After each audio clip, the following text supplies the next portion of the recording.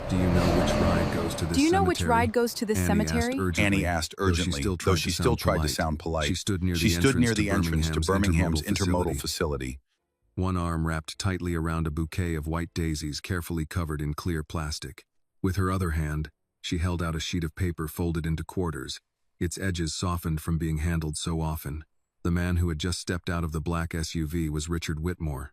He glanced at Annie but did not look at the paper in her hand. Behind them, travelers hurried past pulling suitcases. Some carried cups of hot coffee, while others checked their watches as they walked.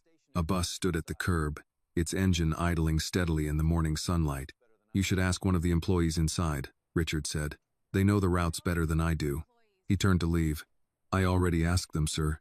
Annie's voice made him stop, though he did not turn around immediately. She moved closer, carefully keeping the bouquet from brushing against the people passing between them. "They said I have to take 2 buses," Annie explained, "but I don't know where to get off to make the transfer. They wrote down the route numbers for me, but I've never gone there alone before." Richard checked his watch. He had come to the station only to collect a box of family documents that a relative had sent from Nashville. His driver was waiting beside the SUV, and his assistant had already called twice to remind him that Nathan Caldwell and a team of attorneys were waiting at his downtown office. Richard turned back toward her. "Call your family," he said. "Ask someone to pick you up." Annie lowered the paper. "My grandmother is the only person who usually comes with me." "Then call her. She's sick." Her answer was so quiet that the sound of the idling engine behind them nearly drowned it out. Richard studied her more closely. Annie's face was very young, but exhaustion showed clearly in her eyes. Her coat was clean, though the cuffs were frayed and the zipper no longer closed completely. The white daisies had been arranged neatly, but the plastic was torn near the bottom and repaired with a strip of clear tape. "She couldn't get out of bed today," Annie continued. "Her knees hurt so badly that she can't stand for long. The doctor also told her not to walk too far." She looked down at the paper in her hand. "I told her I could go by myself, but you don't know the way." Annie pressed her lips together. "I thought I remembered." Richard's phone rang. He looked at the name on the screen. "Linda Hayes." He answered. "What is it?" "Mr. Whitmore, everyone from Caldwell's team is here," Linda said. Her voice remained calm, but the tension was unmistakable. "The legal team has another meeting at 10, and Nathan says he won't postpone the presentation again. I'm picking up the package. You were supposed to be back 15 minutes ago. Tell them to review the financial projections first. They need you to decide on the access road proposal."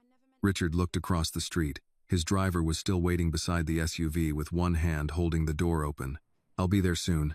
Mr. Whitmore." Richard ended the call. Annie immediately stepped back. "I'm sorry, sir. I didn't realize you were so busy." She pulled the bouquet closer to her chest. "I didn't mean to take up your time." Richard slipped the phone into his coat pocket. "Why are you going to the cemetery?" Annie looked down at the white daisies. "To visit my mother." Something in the way she answered kept Richard from walking away. "When did she pass?" 1 year ago today." Annie's hand tightened slightly around the bouquet, making the plastic crinkle. "I promised I would bring her white daisies. They were her favorite." She paused before continuing. "My grandmother always came with me before. We took 2 buses, but I never paid attention to where we had to get off. I just followed her. Whenever we reached the transfer stop, she would touch my arm and say, 'Annie, it's time to get off.'" Richard looked at the paper she was holding. "Which cemetery?" Annie immediately raised the paper again. Richard still did not take it. "What's it called?" "Pine Hill Memorial Cemetery." His expression changed almost imperceptibly. It was only a brief pause, but Annie noticed. "Do you know it?" Only then did Richard look at the paper in her hand. "Pine Hill isn't close to the main bus route," he said. "You still have a long walk from the nearest stop. That's what the station employee told me. And you're still planning to go?" "If I have to walk, I will. It could take almost an hour." Annie looked toward the row of buses. "I just need to get there before noon." "Why before noon?" She was silent for several seconds. "My mother passed a few minutes after 12. Her voice slowed. "My grandmother said we should be at her grave before then. That way, she won't have to wait alone." Richard's phone rang again. This time, he did not take it out. Annie unfolded the paper herself, smoothed the creases, and held it where he could read it. "Pine Hill Memorial Cemetery. Block B, row 7, plot 14. Richard's gaze stopped on the final line.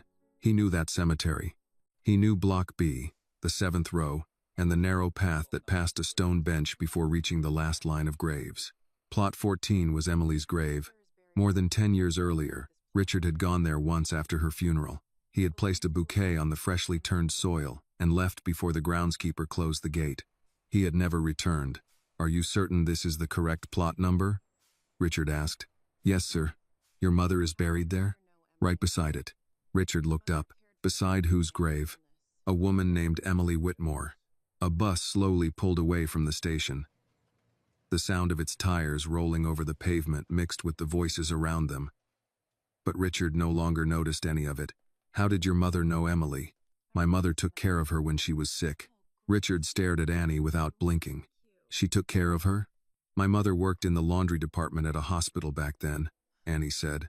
"She met Emily during one of her appointments. Emily lived alone. So my mother would bring her food, remind her to take her medicine, and help wash her clothes." "Was your mother a nurse?" "No." Annie shook her head. "She just said no one should have to be alone when they're sick." The words made Richard lower his eyes. Annie did not notice the change in his expression. She looked down at the paper and continued. "After my mother died, my grandmother told me that she had asked to be buried beside Emily. She said they had stayed beside each other during the hardest years of their lives." A bitter taste rose in Richard's throat. A poor black woman had worked long shifts at the hospital and still found time to bring Emily food and medicine. Meanwhile, Richard, the man who had once promised never to leave her, had spent his time at dinners, meeting with investors, and pursuing million-dollar contracts. As Emily grew weaker, Richard had continued telling himself that he still had time to return. That woman had done everything a husband should have done. His phone rang for the 3rd time. Richard took it out. Linda's name appeared on the screen. He turned the phone off. Annie slowly folded the paper. "I'll find another way," she said. "Thank you for stopping." She turned toward the station entrance. "Wait." She stopped and looked back. Richard held out his hand for the paper. After a moment of hesitation, Annie gave it to him. He read the address once more and then returned the paper to her. "There isn't a bus that can get you there before noon." The light faded from Annie's eyes. She lowered her gaze to the white daisies, trying to hide her disappointment. "Then I'll take the next one," she said. "I can get off at the last stop and walk."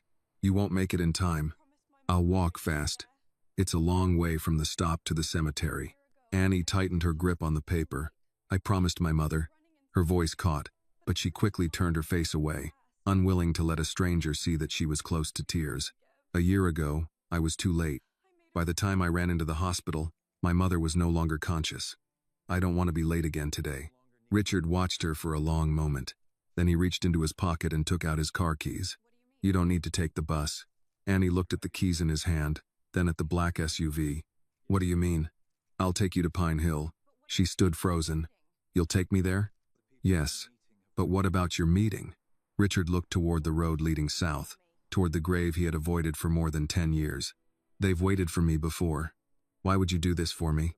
Richard looked at the white daisies in her arms. "Because I should have gone to Pine Hill a long time ago." Annie did not move right away.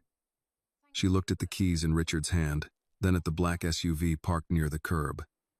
A flicker of hesitation appeared in her tired eyes. "I don't want you to miss something important because of me."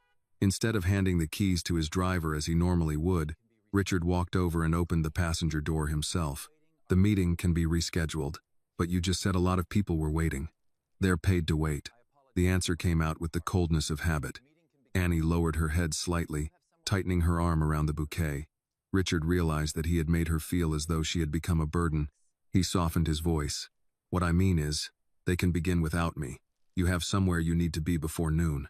Annie looked at him but still did not get into the vehicle. "Are you really sure?" "No," Richard answered honestly. "But get in." His honesty made her trust him more than any easy reassurance could have. She quietly thanked him and climbed into the passenger seat.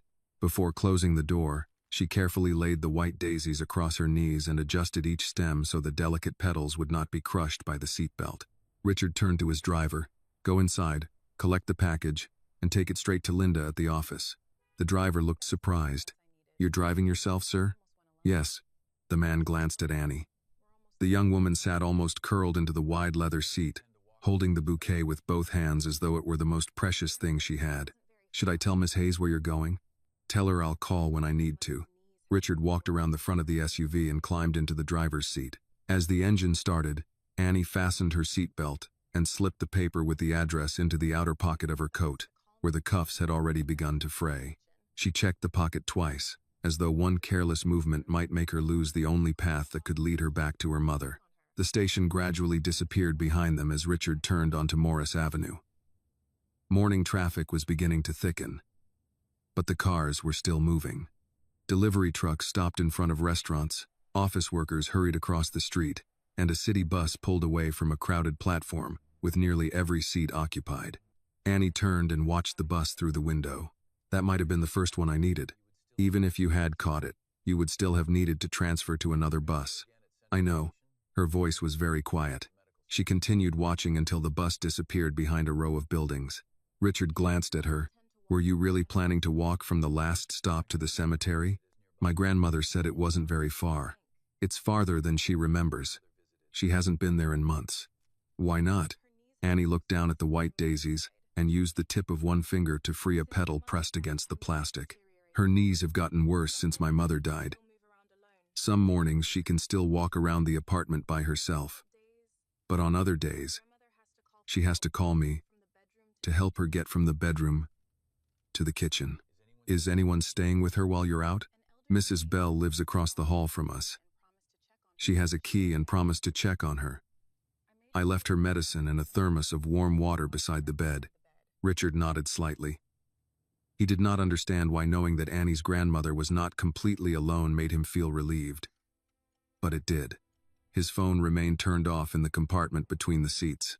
Although the screen was dark, Richard could still picture Linda checking the time, Nathan Caldwell growing impatient, and the attorneys repeatedly asking where he was. He reached toward the phone but stopped before touching it. Annie noticed the movement. "You can call them," she said. "I don't mind." "But I do." She studied his profile for a moment. "You don't seem like someone who often walks away from meetings." "I don't." "Then that cemetery must be very important to you." Richard kept his eyes on the road. "It is." They drove for several more blocks without speaking. A local radio station was discussing the weekend football schedule before moving on to the traffic report. Richard lowered the volume until only the steady sound of the engine and the soft crinkling of the plastic around Annie's bouquet remained. After a while, she spoke. "Were you very close to Emily?" Richard's hands tightened slightly around the steering wheel. "Yes." "What was she like?" The question caught him unprepared. For years, almost no one had asked Richard about Emily. Most people he met every day knew only about his companies, his properties, and his contracts. Very few knew that before any of those things, there had been a woman named Emily standing beside him. "She was very direct," Richard said. "She never pretended to agree with someone just to make them happy." Annie smiled faintly. "My mother liked people like that." Emily remembered everything too. Dates, promises. Even things people had said years earlier and hoped she would forget. "That sounds like my grandmother." The corner of Richard's mouth moved, but the smile disappeared before it fully formed. Annie watched the storefronts passing outside the window. "My mother once said Emily rarely talked about her family. She didn't have many relatives left." "Was that why she lived alone?" Richard fell silent.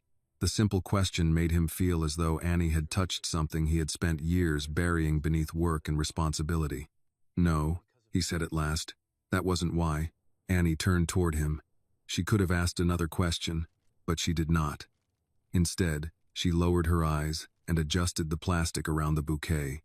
Richard was grateful for her silence, yet ashamed that he needed a young woman to avoid mentioning a mistake he still lacked the courage to face.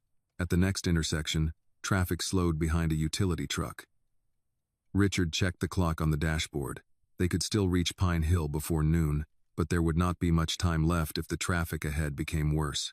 "Have you eaten anything?" he asked. "I'm fine." "I didn't ask whether you were fine." Annie hesitated.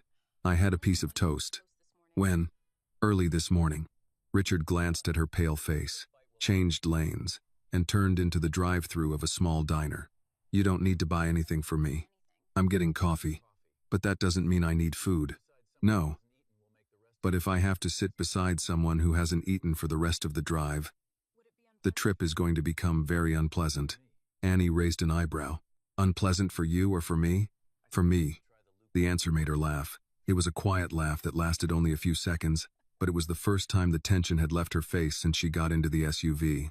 Richard ordered a black coffee, a bottle of orange juice, and 2 egg biscuits. When he handed her the paper bag, Annie did not take it immediately. I'll pay you back. No, I can pay for it. Richard looked at her. I don't doubt that, but you're still not going to. Annie slowly accepted the bag. She opened it, took out 1 biscuit, and placed the other on the console between them. You ordered 2. 1 is for you. I didn't ask for it. Neither did I. Richard looked at the biscuit, then at Annie. She had already taken a small bite and turned toward the windshield, treating the argument as finished. At the next red light, Richard finally picked up the second biscuit. The food was warm, simple, and wrapped in paper.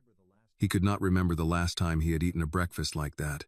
His mornings usually began with meals arranged on conference tables beside documents, computers, and people who spoke almost entirely in numbers. Annie took a sip of orange juice. My mother used to bring food to people who always said they weren't hungry, she said. She told me that sometimes people refused food not because they didn't need it, but because they were afraid they had nothing to give in return. Richard kept his eyes on the road. And what did your mother do when they still refused? She put the food down and told them that if they didn't eat, she would sit there until evening. Was she always that stubborn? Most of the time. There was pride in Annie's voice, but the sadness soon returned. She ran her fingers over the plastic around the daisies, patiently smoothing a small wrinkle as though her mother would notice every detail when Annie placed the flowers on her grave. Richard folded the empty wrapper and placed it in the cup holder. Annie continued, her eyes beginning to redden. Some nights, my mother worked so late that her legs hurt too much to climb the stairs. But if she heard that Emily hadn't eaten, she would still make some soup and take it to her. I once asked why she worked so hard for someone who wasn't family. Richard did not take his eyes off the road. What did she say? She said that sometimes a stranger is the only person who chooses not to leave. If this moment touched your heart, please like this video, tell us in the comments where you are watching from, and subscribe to the channel for more heartfelt stories. Richard said nothing. The buildings began to thin as he moved into the lane leading toward the outskirts of the city. Did you ever go with your mother when she visited Emily? Sometimes. I was young, so I don't remember very much. Annie thought for a moment. I remember a small house, a couch with a blanket covering one side, and a very thin woman. Whenever my mother arrived, she always tried to sit up so she could thank her. Did Emily ever speak to you? One time, she showed me 2 scarves and asked which one I liked better. I chose the yellow one. Richard knew that scarf. Emily had bought it from a small shop many years earlier, when the two of them still had to count every dollar they spent. She had stood in front of the mirror for a long time and asked whether the yellow was too bright. Richard had only checked his watch and told her to hurry. She liked yellow, he said. Annie turned to look at him. You really knew her very well. Richard did not answer. He took the next exit. The city gradually fell behind them. Old neighborhoods, small churches, repair shops, and rows of pine trees appeared along both sides of the road. Annie took the directions from her coat pocket and unfolded the paper carefully so the softened edges would not tear.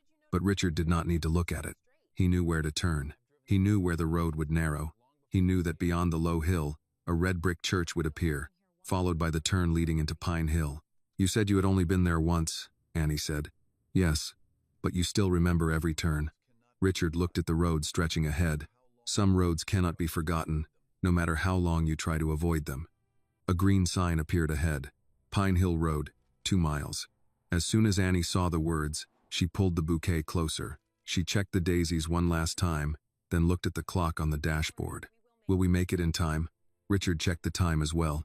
We'll make it. Annie released a quiet breath. Her shoulders lowered, as though for the first time that morning, she allowed herself to believe that she could still keep the promise she had made to her mother. Richard's phone remained dark between the seats. The meeting, the attorneys, and Nathan Caldwell were still waiting somewhere behind him. Ahead lay Pine Hill Cemetery, Emily's grave, and more than 10 years of regret that Richard had tried to bury beneath his work. A few minutes after Richard passed the Pine Hill Road sign, Annie's phone vibrated inside her jacket. She checked the screen and answered at once. Hi, Grandma. Richard lowered the radio until the voices became a faint murmur. "Yes, I'm all right," Annie said. "I found someone who knows the way."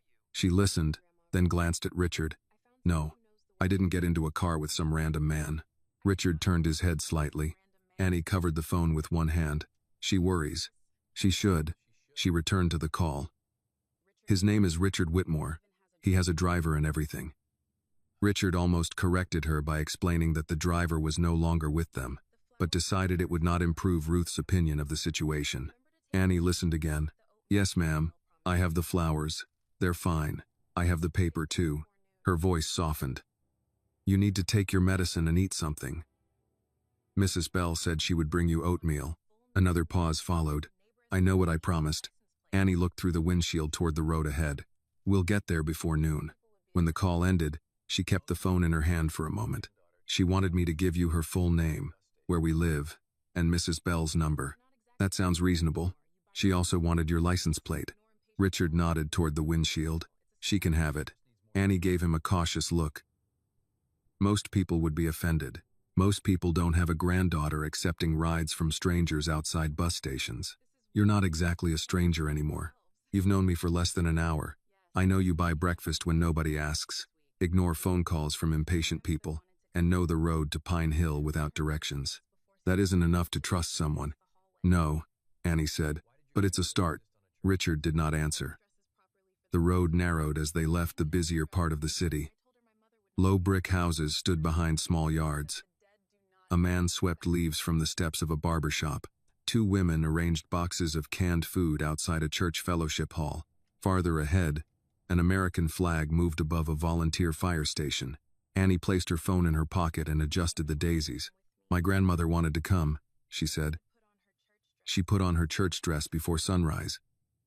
Then she tried to stand and couldn't make it past the hallway." "Why the church dress?" "She always dresses properly for the cemetery." Richard glanced at her denim jacket and simple black pants. "She told me I should wear a dress, too. I told her my mother wouldn't care." "What would your mother have said?" "That the dead don't inspect your clothes." Richard let out a quiet laugh. Annie smiled, but the expression soon faded. "Grandma still set out my mother's coffee cup this morning." Richard waited. "She does that sometimes. She'll take down 2 cups without thinking. Then she notices." Annie pressed her thumb along the plastic covering the flowers. "She usually puts the second one back. Today she left it on the counter." "Grief creates habits of its own." Annie looked at him. "You sound like you know." Richard kept both hands on the wheel. "I know what it's like to avoid certain places. Is that why you never went back?" The question was direct, but not cruel. Richard watched the yellow line dividing the road. "Partly. What's the other part?" "Shame." Annie did not respond at once. "That's different from being sorry," she said. "Yes. Which one do you feel?" "Both." She considered his answer. "My mother used to say being sorry is something you feel, but making things right is something you do." She sounds like she had an answer for everything. She had an opinion about everything. That wasn't the same as having an answer. Richard smiled despite himself. Annie lifted the bouquet slightly. She liked white daisies because they were simple. She said roses looked like they were trying too hard. That also sounds like an opinion. She had strong feelings about flowers. Richard looked at the bouquet. "Did she choose the cemetery?" "My grandmother helped. There wasn't much money, and Pine Hill let them arrange payments." Reverend Brooks spoke with the manager. "Samuel Brooks?" "Yes. Do you know him?" "I met him years ago. He still preaches at New Hope." Richard knew the church. He remembered the narrow building near the cemetery road. Though he did not share that detail, Annie continued. "My mother asked to be placed beside Emily before she got too sick to make decisions. Grandma didn't understand at first. She thought my mother would want to be near our other relatives." "Why didn't she?" "She said Emily had spent too much time alone." Richard's fingers pressed harder against the steering wheel. Annie looked down at the flowers. "My mother visited Emily's grave even after she got sick. Some days she couldn't stay long, but she always cleaned around the stone. She said people stop visiting because it hurts, but then the person under the ground pays for the pain of the people still walking around." Richard said nothing. "I didn't understand that when she first said it," Annie added. "I do now." They passed a roadside produce stand with handwritten signs advertising peaches, boiled peanuts, and jars of local honey. An older man sat behind the table reading a newspaper. Richard slowed for a pickup truck turning into the lot. My mother used to buy boiled peanuts from places like that, Annie said. She would eat half the bag before we got home, then tell Grandma they didn't give her enough. Did your grandmother believe her? Never. Annie's smile returned. And this time Richard saw what grief had not erased. Grace was still present in the way Annie spoke, in the rules she remembered, and the small stories she carried. Richard had spent years refusing to speak Emily's name because it hurt. Annie spoke about Grace because silence would have hurt more.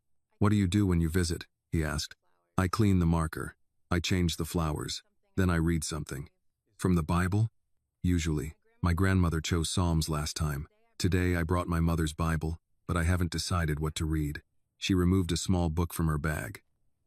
The black cover was worn at the corners, and several paper slips marked the pages. There's a note inside, Annie said. She wrote it before she passed. What does it say? Annie opened the cover but did not hand it to him. Do not let losing me make you afraid to live. Richard looked back at the road. Did it help? Some days. That's probably all advice can do. The SUV rounded a bend. A row of tall pine trees appeared beyond a low stone wall. Richard recognized the cemetery entrance ahead. But something had changed. Temporary metal fencing covered part of the gate, and an orange sign had been fastened to it. Annie leaned forward. Is that Pine Hill? Yes. Richard slowed. The sign read, a CCS restricted authorized personnel only. 2 white trucks were parked beyond the gate. Both carried the same dark blue logo on their doors. Caldwell Development Group. Richard brought the SUV to a stop. Annie looked from the locked entrance to him. What does that mean? Richard turned on his phone. The screen filled with missed calls from Linda and Nathan Caldwell. It means, he said, reaching for the door handle. We're about to find out why they wanted me at that meeting so badly. Richard stepped out of the SUV and walked toward the gate. Annie followed, carrying the daisies and her mother's Bible. A man in a gray security uniform left the nearest truck and approached them with a clipboard under one arm. Morning, Richard said. We're here to visit 2 graves in Block B. The cemetery is closed to visitors today. Annie looked past him at the rows of headstones. I only need a few minutes. It's the anniversary of my mother's death. The guard turned toward her. Do you have proof she's buried here? I have the location. That's not what I asked. Annie reached for the folded paper in her pocket, but Richard spoke before she could open it. Why would she carry proof of burial to visit her own mother? The guard looked at Richard more closely, then at the SUV. Recognition changed his manner. Mr. Whitmore? Yes. I didn't realize it was you. Richard glanced at Annie. You didn't need to know who I was to answer her with respect. The guard lowered the clipboard. I'm following instructions. We have survey crews working, and management doesn't want visitors crossing the marked sections. What survey? I don't have those details. You're standing beside 2 Caldwell trucks. The man shifted his weight.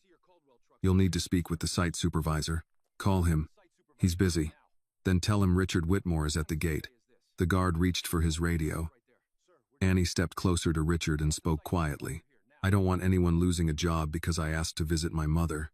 No one is losing a job. He was doing what somebody told him. So was everyone who signed off on putting a locked gate between families in these graves. Annie glanced toward the orange sign. Maybe we should come back another day. You said today matters. It does.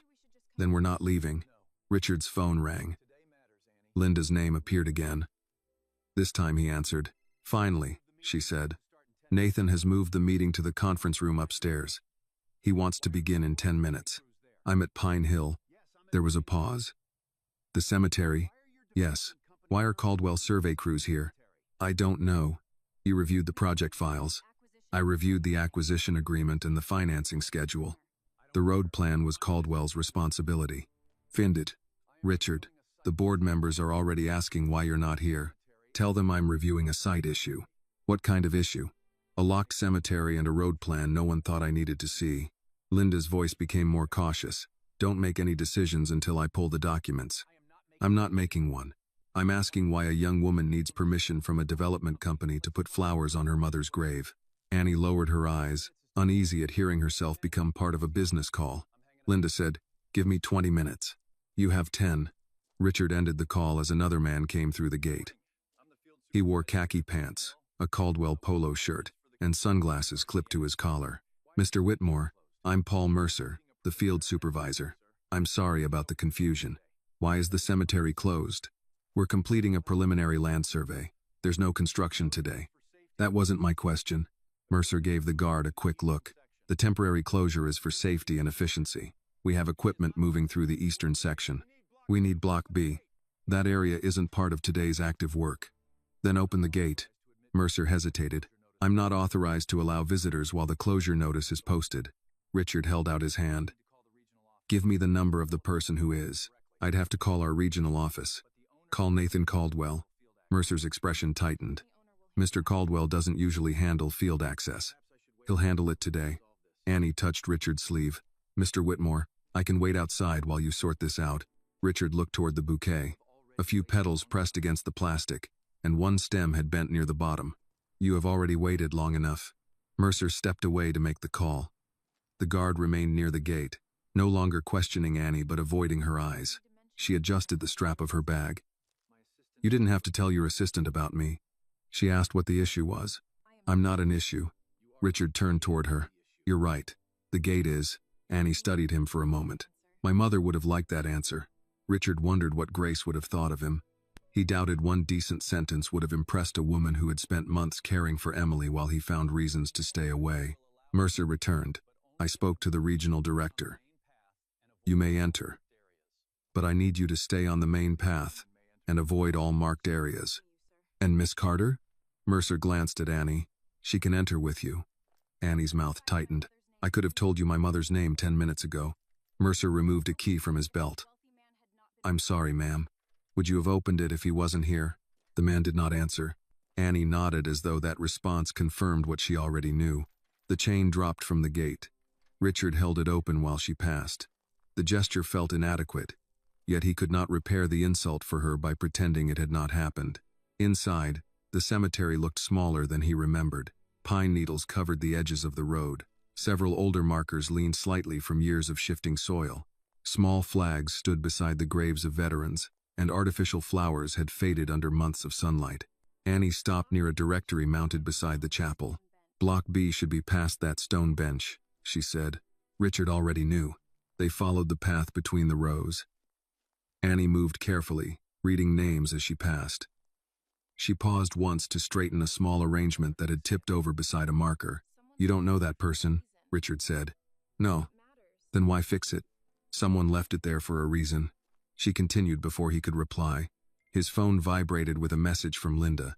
"I found the road proposal. Block B is inside the preliminary access corridor. Do not sign anything. I'm calling legal." Richard read it twice. Ahead, an orange wooden stake rose from the grass near the first row of graves. Another stood 20 feet beyond it. A thin painted line crossed the path and continued between the headstones. Annie saw the markings. "What are those for?" Richard put the phone away. "I don't know yet." They passed the stone bench. The 7th row came into view beyond a cluster of pine trees. Annie's pace quickened. Then she stopped. 2 headstones stood side by side. Grace Carter's marker was newer, the lettering still sharp. Emily Whitmore's was pale with age, and weeds had grown around its base. Annie went first to Grace. She knelt, removed the plastic from the daisies, and placed most of them against the stone. Then she selected one flower and carried it to Emily. Richard watched her set it down. "My mother always brought one for her," Annie said. Richard looked at Emily's name, then at the single white daisy resting beneath it. He had come to Pine Hill because Annie needed a ride. Standing between the 2 graves, he understood that the ride had only brought him to the beginning of what he owed. Annie opened her mother's Bible and placed it on the grass beside Grace's marker. She removed a handkerchief from her bag, poured a little water from a bottle onto one corner, and began cleaning dust from the engraved letters. Richard remained beside Emily's grave, his hands at his sides. Annie glanced up. "You can sit on the bench if you need to." "I'm fine." "You don't look fine." Richard looked at the single daisy beneath Emily's name. "How often did your mother visit her?" "Every few months. More when she was feeling well." "Even after Emily died?" "Yes." "Why?" Annie folded the handkerchief and rubbed dirt from the lower edge of Grace's marker. She said caring about someone shouldn't end just because they can't thank you anymore. Richard lowered his eyes. Your mother did more for Emily than I knew. You keep saying her name like you knew her too. He had expected the question, yet he still needed a moment to answer. I did. Annie waited. Richard stepped closer to Emily's marker. The lettering had faded, but her full name remained clear. Emily Rose Whitmore. He ran his fingers across the top edge of the stone, then withdrew his hand. She was my wife. Annie stopped cleaning. For several seconds, she studied his face as if trying to decide whether she had heard correctly. Your wife? My first wife. The water bottle slipped slightly in Annie's hand, but she caught it before it fell. You're Richard Whitmore. Yes. She looked from him to Emily's grave. Understanding reached her piece by piece. His reaction at the station, his knowledge of the road, the calls he had ignored, and the way he had slowed as they approached the 7th row. My mother said Emily's husband left. Richard did not turn away. He did. You left her. Yes. Annie rose, brushing pine needles from her knees. Her mother's Bible remained open on the grass. She was sick. I know. And you still left? Richard's voice dropped. Yes. Annie crossed her arms, careful not to raise her voice in the cemetery. My mother worked all day at the hospital. Then she cleaned offices at night. She came home with swollen feet and hands that burned from bleach. But she still brought Emily food. Richard accepted each sentence without interrupting. My mother didn't have a nice car, Annie continued. Half the time she had to ask Mrs. Bell for a ride. Sometimes she took the bus with grocery bags in both hands. But she got here. She found a way.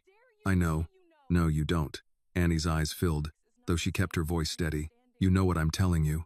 That's not the same as knowing what it cost her. Richard looked toward Grace's marker. You're right. You had a car. Yes. You had a phone. Yes. You knew where Emily lived. Yes. Then why didn't you come? A vehicle moved along the service road in the distance. Richard waited until the sound faded before answering. Because I was selfish. Annie seemed surprised by the direct admission. I was building my company, he continued. I kept telling myself I needed more time. One more meeting. One more contract. One more person I had to impress. I sent money and convinced myself that was enough. Was it? No. Did Emily tell you she needed you? Yes. And you still stayed away? Richard looked at her. I had choices. I made the wrong ones. Annie turned toward the graves, pressing her lips together. She picked up the water bottle and tightened the cap even though it was already closed. My mother never said his name, she said. Minna? She only called you Emily's husband. I thought maybe she didn't know who you were. She knew. Then why didn't she tell me? Maybe she didn't want you carrying her anger. Annie shook her head. My mother wasn't angry. That makes it worse. She did not disagree. Richard moved nearer to Grace's marker, leaving enough distance between himself and Annie. Was Emily in pain? He asked. Annie looked at him with disbelief. You're asking me? I know I don't have the right. No, you don't. Richard nodded. Annie's expression shifted when she saw that he would not defend himself. My mother didn't tell me everything. She said some details didn't need to become my memories. I know Emily had difficult days. I know she stopped eating much near the end. And I know my mother stayed with her the last night. Richard closed his eyes briefly. Was she alone when she died? No. The answer struck him harder than accusation. Annie continued. My mother was there. Reverend Brooks came later. Grandma stayed with me at home. Richard looked at Grace's name. Your mother gave her something I should have given her. She gave her company. She gave her loyalty. Annie bent to pick up the Bible. A folded envelope slipped from between the pages and landed on the grass. Richard noticed the handwriting on the front. For Annie, when you visit Grace. She picked it up quickly. My grandmother gave me this morning, she said. Do you know what's inside? No. She said to open it here. Annie sat on the grass beside her mother's grave and slid one finger under the sealed edge. Richard turned slightly, giving her privacy, but she stopped before opening it. Why did you come today? She asked. To bring you. That's not what I mean. You could have dropped me at the gate and left. Richard looked at Emily's marker. I've spent more than 10 years finding reasons not to stand here. Today I ran out of them. That doesn't make up for what you did. I know. And bringing me here doesn't make you a good man. I know that too. Annie studied him. Searching for an excuse or demand in his face, she found neither. She opened the envelope. Inside were two smaller envelopes and a single sheet of paper. One envelope carried Annie's name in Grace's handwriting. The other was older, yellowed near the corners. Across the front, written in faded blue ink, were two words: for Richard. Annie raised her eyes.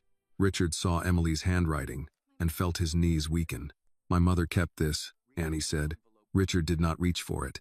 "Will you read yours first?" he asked. Annie held the old envelope against her mother's Bible. "No," she said. "First, you're going to tell me why Emily had to leave a letter with a stranger instead of giving it to her husband." Richard kept his eyes on Emily's name. "Because I made it difficult for her to reach me." Annie held the older envelope between two fingers. "How?" "I changed offices twice. I moved out of the house we shared. My number changed, and I told my staff not to put personal calls through unless they came from my sister." "Why would you do that?" "At first, I told myself I needed distance so I could work. Later, I knew exactly what I was doing." "You were avoiding her." "Yes." Annie looked at the faded handwriting across the envelope. "Did she come looking for you?" "I don't know." "You never checked?" "No." The answer made Annie's mouth tighten. Richard could have explained that his company had been close to failure, that creditors called every morning, and that investors demanded more than he believed he could give. None of it changed the fact that Emily had asked him to come home and he had chosen not to. "Reverend Brooks called me when she died," he said. "He mentioned your mother's name. He said Grace had been helping her. And you didn't ask to meet her?" "I asked whether the funeral expenses had been paid." Annie's expression hardened. "I sent money," Richard continued. "It was easier than asking what Emily's last weeks had been like. My mother wasn't looking for money. I understand that now." "No, Mr. Whitmore. You understand that after she's gone." Richard accepted the correction. "Yes." Annie turned the envelope over. The seal was still intact. "My mother must have tried to find you." "She may have. She would have tried more than once." Richard glanced toward the path. The field supervisor and the guard remained near the gate, far enough away that their voices could not be heard. "Then she found the walls I built," he said. Annie placed Emily's letter on top of the Bible and opened the envelope bearing her own name. The paper inside had been folded around a small photograph. She examined the picture first. It showed Grace and Emily sitting together on the steps of a modest house. Grace wore hospital scrubs beneath a cardigan. Emily had a yellow scarf around her head and held a coffee mug in both hands. Neither woman faced the camera formally. Grace was laughing, while Emily watched her with a tired smile. Annie touched the edge of the photograph. "I've never seen this." Richard recognized the yellow scarf Annie had mentioned in the car. He remembered buying it at an airport gift shop after missing Emily's birthday dinner. He had mailed it with a card and assumed the gesture had settled the matter. "That was her favorite scarf," he said. "My mother took care of it after Emily passed. Grandma kept a box of things in her closet, but she never let me open it." Annie unfolded Grace's letter and began reading quietly. Richard moved a few steps away, but she stopped him. "You should hear this." He remained where he was. Annie read aloud. "My Annie, if you are reading this, then you kept your promise and came to see me. I knew you would.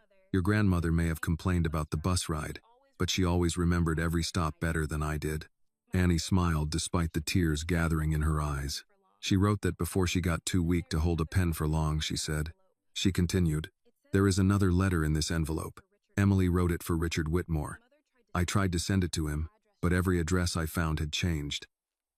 I called his office more than once. The people who answered said he was unavailable, and after a while they stopped returning my calls." Annie paused and looked at Richard. He lowered his head. "She did try. I believe you."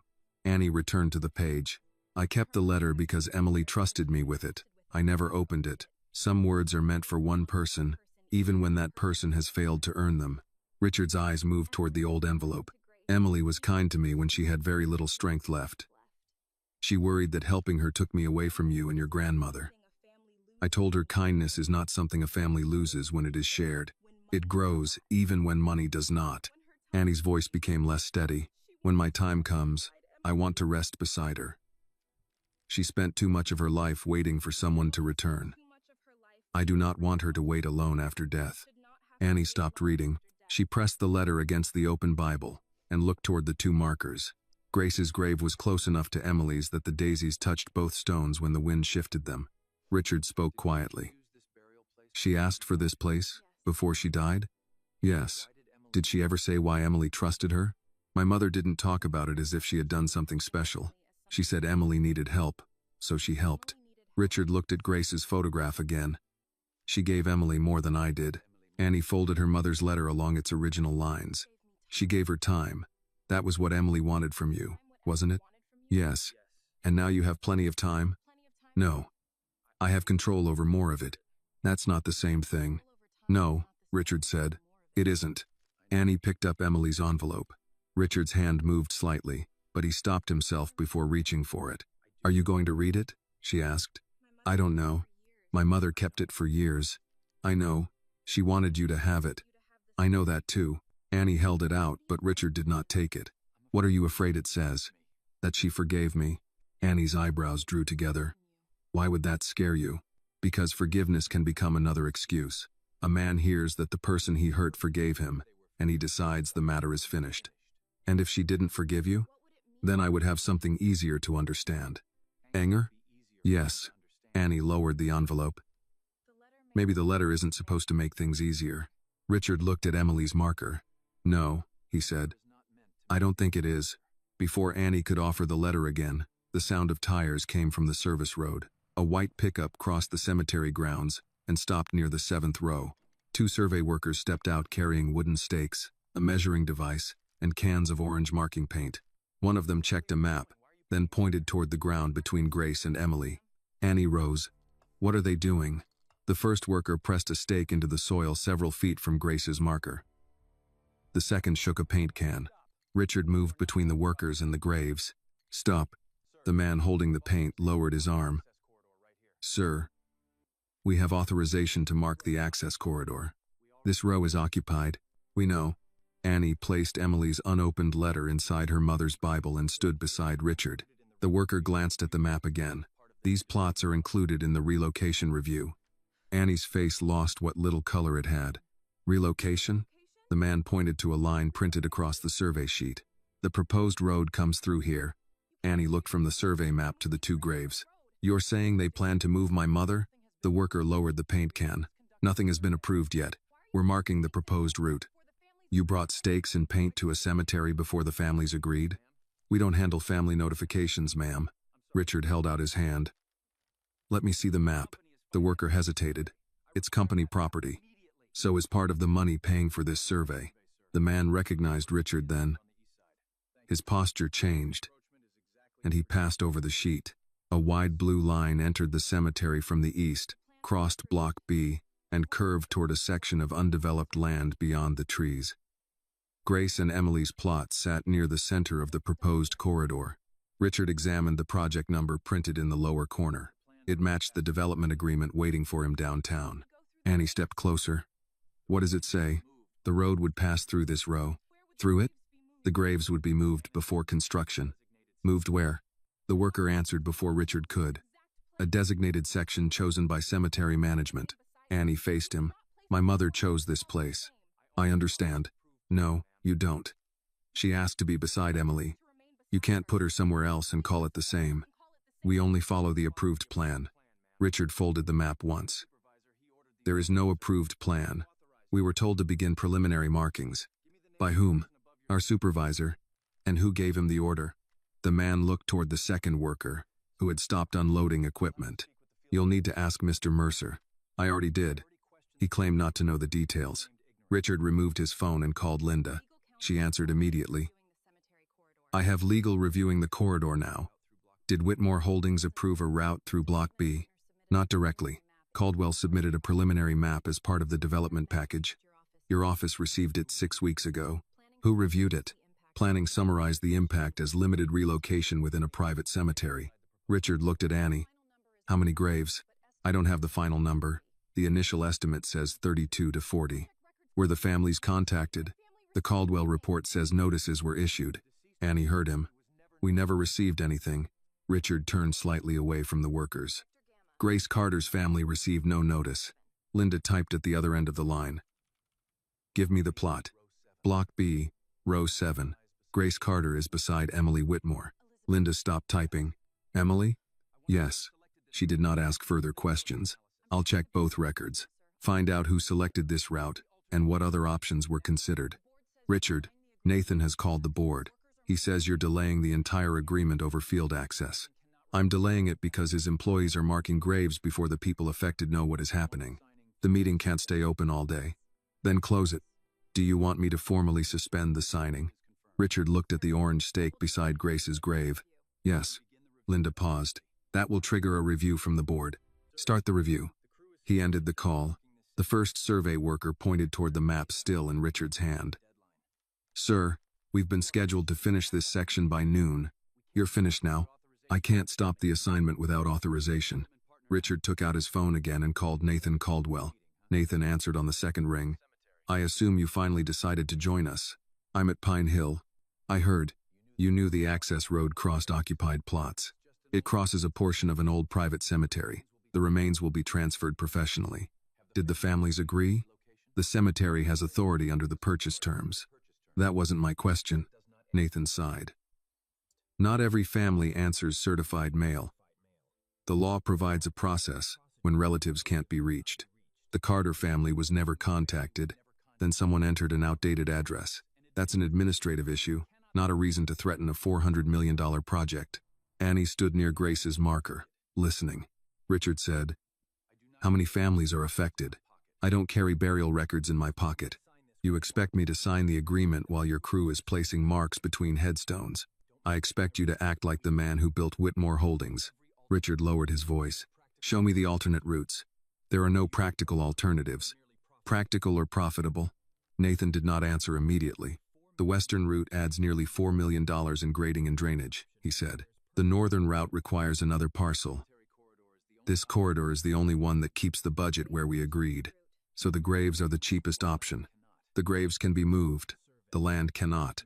Annie's face tightened. Richard looked at the white daisy beneath Emily's name. Stop the survey until the families are properly notified. No. Then Whitmore Holdings suspends its participation. Nathan gave a brief laugh. You don't suspend a project like this from a cemetery path. You have lenders, board members, and hundreds of jobs tied to that agreement. I know what is tied to it. Do you? Because you sound emotional, Richard. I'm asking for lawful notice and a route review. You're asking everyone to lose money because one young woman showed up with flowers.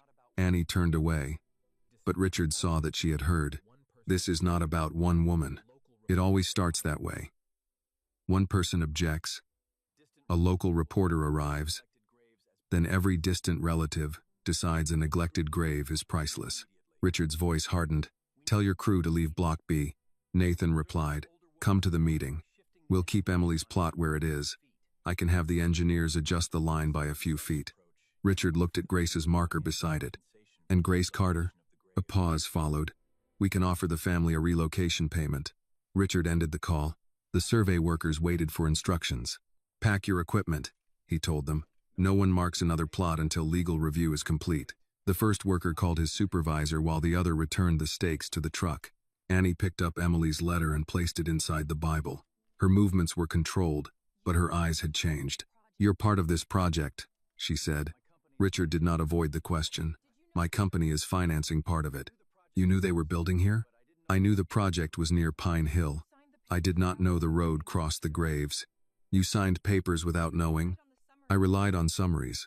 Annie gave a short, bitter laugh. People like you always have a softer word for not paying attention. Richard returned the map to the worker. You're right. That doesn't help my mother. No.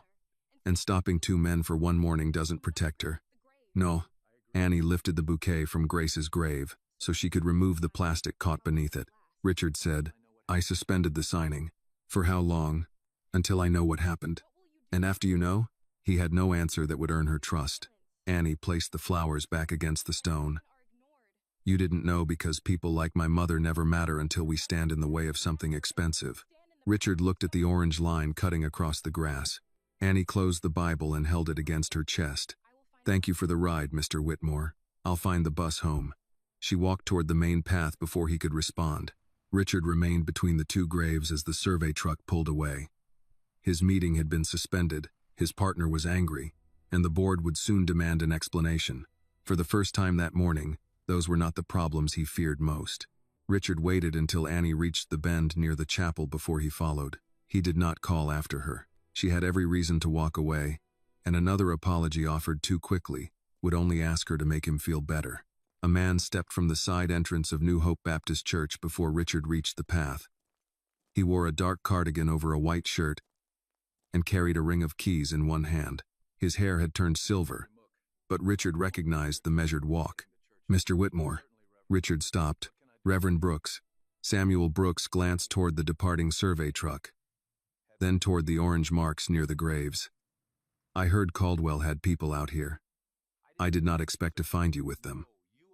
"I didn't come with them. No. You came in the car that helps pay for them." Richard accepted the distinction. "My company's involved." Samuel studied him for a moment. "And Annie?" "She found out. That explains why she is walking away from you." Richard looked toward the chapel. Annie had stopped beside a stone wall, her mother's Bible held against her chest. "I suspended the signing." "For the day?" "Until the route is reviewed." Samuel's expression did not change. Men with money often call a delay an act of conscience.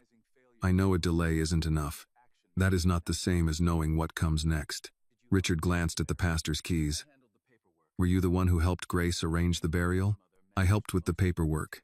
Ruth handled most of it. Grace had already chosen the plot. Beside Emily." "Yes. Did you know she kept a letter for me?" Samuel looked toward Annie.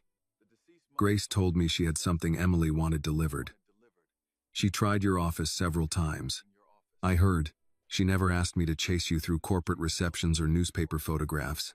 She said a man who wanted to be found would leave a door open." Richard lowered his eyes. "I closed every one." "You did." Samuel's tone carried no satisfaction. He walked toward the chapel, and Richard fell into step beside him.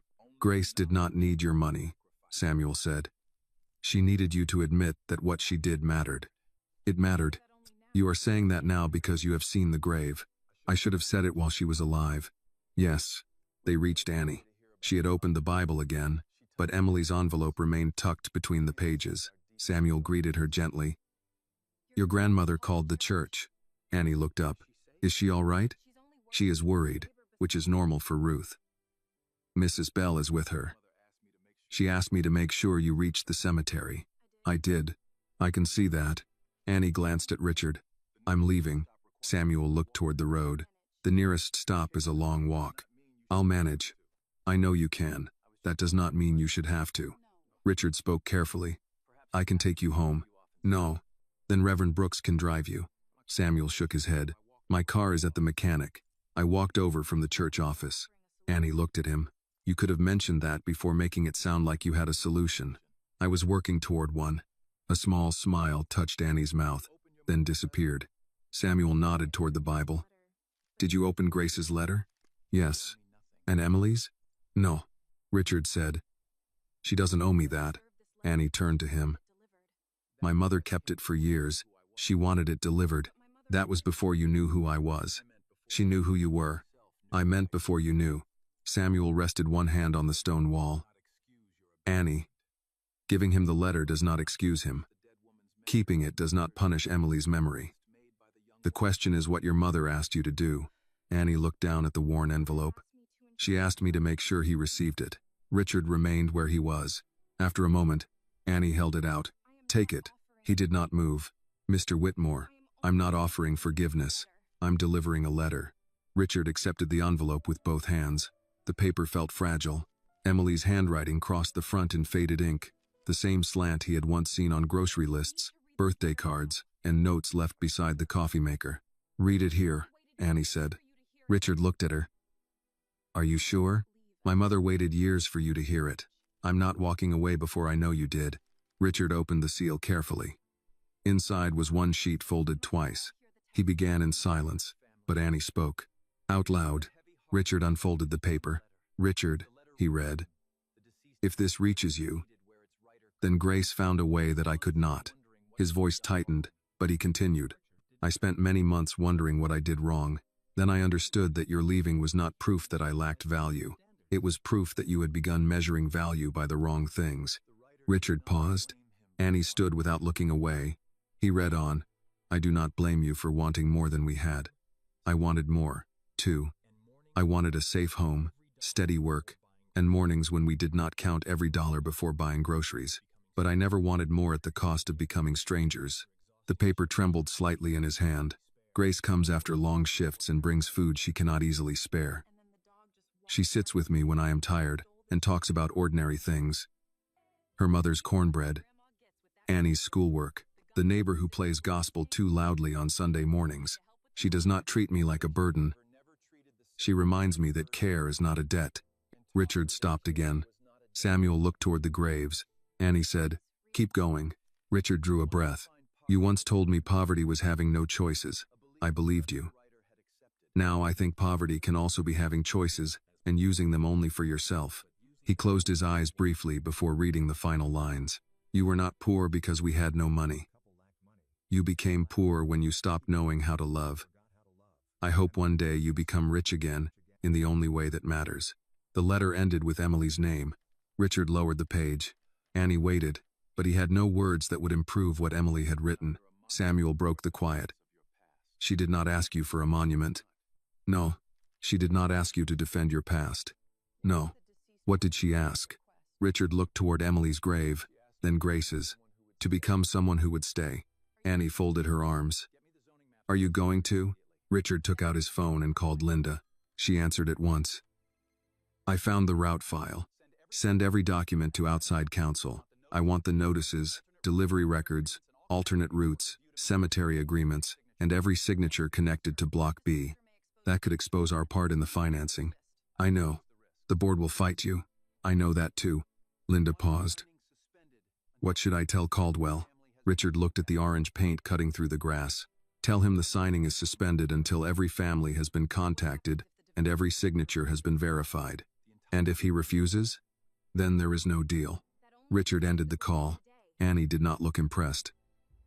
"That protects the graves today." "Yes. What about tomorrow?" Richard folded Emily's letter along its original creases. "Tomorrow I start finding out how many people were ignored." Samuel nodded once. "That is closer to an answer." Annie picked up the daisies she had set beside the wall. "I still don't trust you." "You shouldn't yet." She looked toward the cemetery gate. "But I need a ride home." Richard put Emily's letter inside his coat pocket, close enough that he could feel its edge against his chest. "The car is this way," he said. They began walking together, but before they reached the path, Linda called again. Her first sentence stopped Richard. "Ruth Carter's name is on a relocation consent form." Annie turned. Richard put the call on speaker. Linda continued. "The document says she signed it 6 weeks ago." Annie's face hardened. "My grandmother never signed anything." Richard looked back toward the orange marks near the 2 graves. "Then someone signed for her." Annie took the phone from Richard before Linda could continue. "Can you send me the document?" "I can send a copy, but I need an email address." Annie gave it to her, then opened the message as soon as it arrived. The form carried the Pine Hill logo at the top, followed by several paragraphs authorizing the cemetery to relocate Grace Carter's remains. Near the bottom was Ruth Carter's name and a signature written in a smooth, looping hand. Annie enlarged the image. "That isn't hers." "Are you certain?" Linda asked. "My grandmother signs everything the same way. Her handwriting shakes because of her arthritis. This looks like someone practiced it." Richard stepped closer but did not take the phone. "What address is listed?" Annie read it aloud. "That's our old apartment. We moved almost 3 years ago." Linda said. "The certified notice was sent there and marked undeliverable." 2 weeks later, the file shows a consent form received by hand. "Received from whom?" Richard asked. "There's no name, only the initials DM. Find out who those initials identify." "I'm already checking." Richard looked toward the cemetery gate. "Send the form to outside counsel and tell them to preserve the original. No one at Caldwell or Pine Hill touches it." Linda hesitated. "Richard, if this signature is false, we may be dealing with more than a bad notification process." "I understand."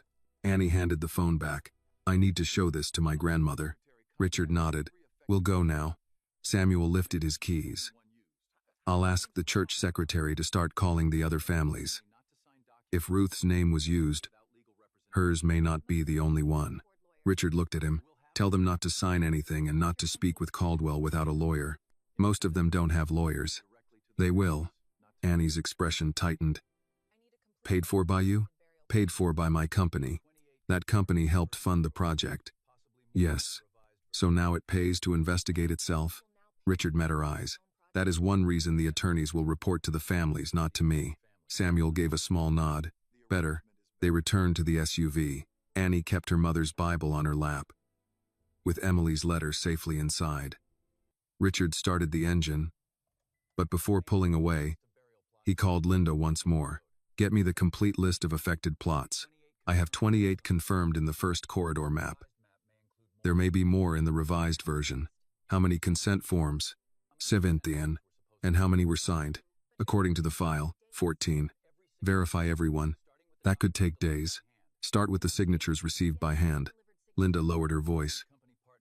Nathan is asking who authorized outside counsel. I did. He says Caldwell owns the relocation records. Then he can explain that position in writing.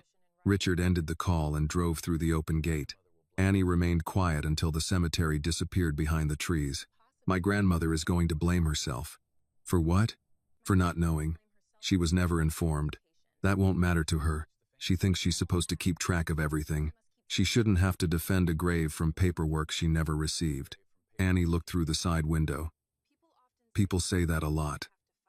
That someone shouldn't have to fight. But the people saying it usually aren't the ones doing the fighting. Richard accepted the rebuke. Then tell me what would help. Don't make promises before you know you can keep them. That's fair. And don't speak for my grandmother when we get there. I won't. They drove back toward Birmingham. The morning traffic had thinned, though a line had formed near a roadwork crew. Richard's phone displayed several calls from Nathan and 2 board members. He ignored them. Annie noticed. You can answer. Not while I'm driving. You answered your assistant earlier. She usually has useful information. And the others don't? Not yet. Annie almost smiled, but concern returned when she checked the forged form again. My grandmother keeps every paper, she said. Utility bills, church programs, grocery receipts. She has birthday cards from people who died before I was born. Then she may still have the notices from Pine Hill, if they sent any to the correct address. Richard turned onto a residential street lined with modest apartment buildings. Annie directed him toward a 2-story brick complex, with flower pots arranged along the front walkway. Mrs. Bell opened the door before they reached it. She was a broad-shouldered woman in a house dress and cardigan, holding a wooden spoon. Annie Carter, you said you found a ride. You did not say you were coming home in a car that costs more than this building.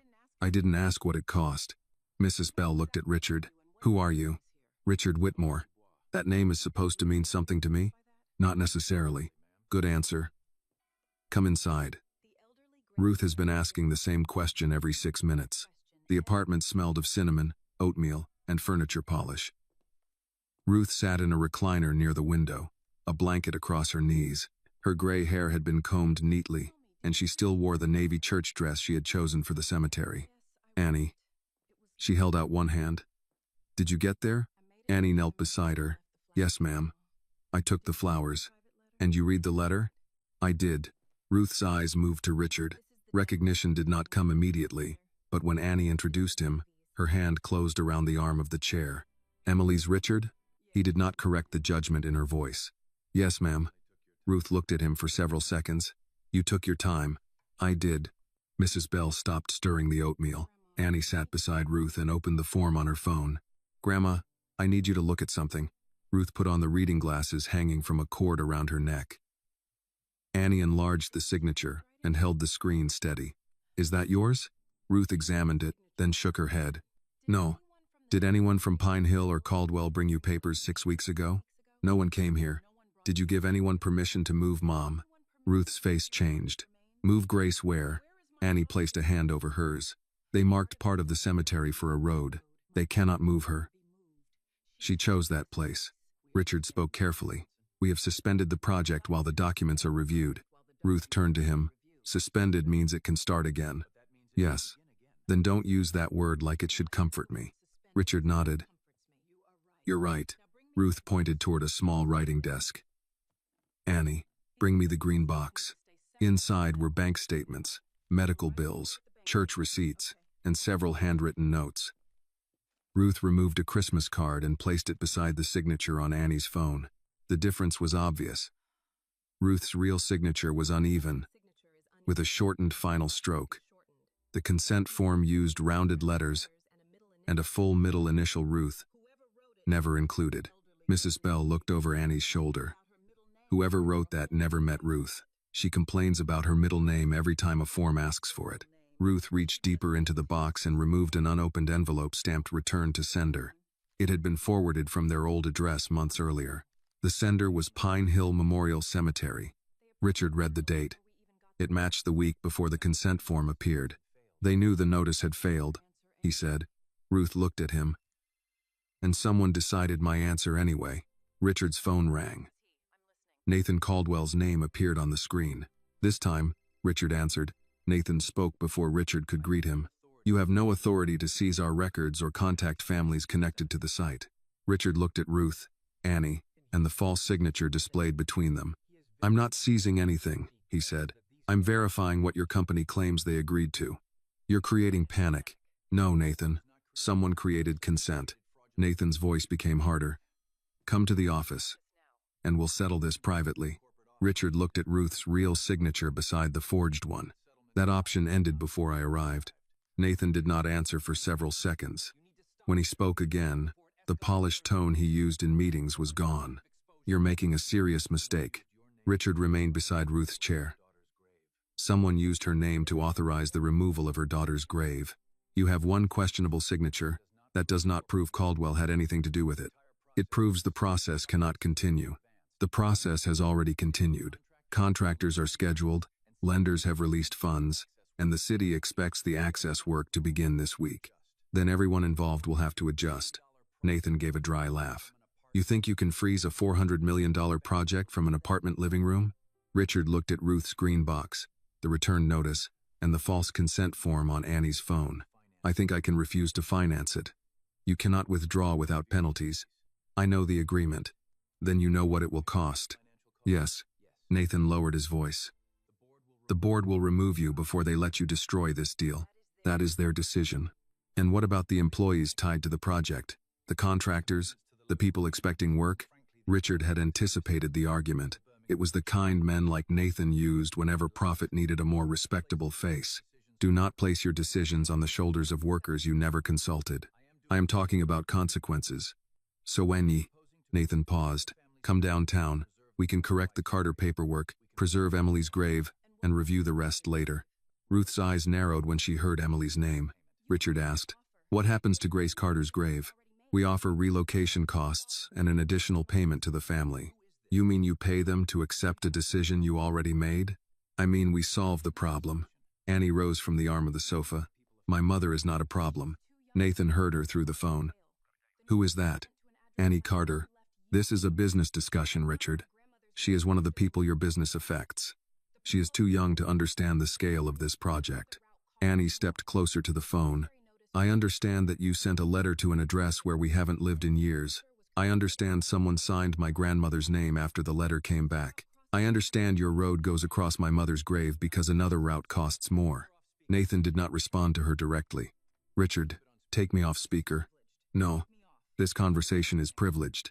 No, it isn't. Nathan's voice sharpened. Get to the office within the hour, or I will inform the board that you are refusing to perform your duties. Inform them. Richard ended the call. Mrs. Bell returned to the kitchen and switched off the stove before the oatmeal burned.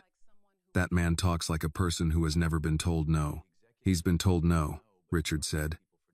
He just charges people for doing it. Ruth removed her glasses and folded them on her lap. You said your company helped pay for the road. Yes, ma'am. Did you read the papers? Not closely enough. Then you signed because someone told you it was safe. I had not signed the final agreement, but you gave them money. Richard did not soften the truth. Yes. Ruth nodded as though confirming something for herself. People with money hire others to carry the guilt in smaller boxes. One person writes the report, another signs the permit, another paints the ground. By the time the damage is done, everyone says they only handled one piece. Richard looked at the returned envelope. That is what happened here. No, Ruth said. That is what is still happening. Annie sat beside her and took her hand. Richard's phone rang again. Linda's name appeared. I need to answer this. Ruth gestured toward the phone. Then answer it. He stepped toward the window but stayed close enough that Annie and Ruth could hear. Linda spoke quickly. I found DM. His name is Douglas Mercer. He is listed as a compliance coordinator for a subcontractor Caldwell hired to manage cemetery notices. Related to Paul Mercer at the site? I'm checking. There's more. 5 of the consent forms received by hand use the same witness signature. 3 families supposedly signed on the same afternoon, but the addresses are more than 40 miles apart. Any return notices? At least 9. And Caldwell proceeded anyway. The file labels them resolved. Richard looked toward Annie's phone. How? That part is missing. Missing or removed? I can't tell yet. Linda continued. Nathan called 2 board members. They want an emergency meeting at noon. He is arguing that you have a personal conflict because Emily is buried in the project area. He offered to save Emily's grave and move Grace. I assumed he would. Why? Because he thinks your guilt is negotiable. Richard absorbed the accuracy of that statement. Linda said, the board may order you to step away from the review. Then outside counsel continues without me. They will need authority. Give the affected families control of the legal fund. That is not a standard arrangement. Neither is financing the removal of graves with forged consent. Linda was quiet for a moment. I'll prepare it. Send copies of the suspicious forms to Reverend Brooks. He is contacting the families. I need written permission before sharing personal records. Redact private financial information and send each family only the form connected to their plot. I can do that. And Linda? Yes? Do not let anyone from Caldwell access the original files. I've already restricted the folder. When the call ended, Annie asked, how many signatures might be false? We do not know yet. That means more families could lose someone's grave without knowing. Yes. She picked up her mother's Bible. Then we should tell them. Ruth nodded. New Hope has a phone list. Richard said, Reverend Brooks is already making calls. That's not enough, Annie replied. People ignore unfamiliar numbers. Some of the older members won't understand a legal email. We need to show them the papers. We can arrange a meeting. At the church, Ruth said. People know the church. Richard checked the time. The emergency board meeting would begin in less than an hour. I have to go downtown first. Annie's disappointment appeared before she concealed it. Of course you do. I'm not going to save the deal. You said not to trust promises. You shouldn't.